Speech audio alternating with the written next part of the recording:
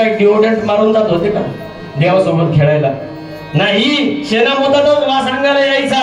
त्यांना देव मिळाला सुद्धा आणि गावाला सुद्धा. लक्षात ठेवा, गवळीयांची ताकपिरे काय पोरे चांगली. म्हणून हा अवतार असा आहे की हा आघात. मी अजूनही कीर्तनाच्या बाहेर जात नाही. कीर्तनाच्या बाहेर जाऊन फटका मारून यायचं आणि पुन्हा कीर्तनात, काल्याच्या कीर्तनात नाही करता येत हे. कारण की हा मर्यादा पुरुषोत्तमापेक्षाही वेगळा अवतार आहे.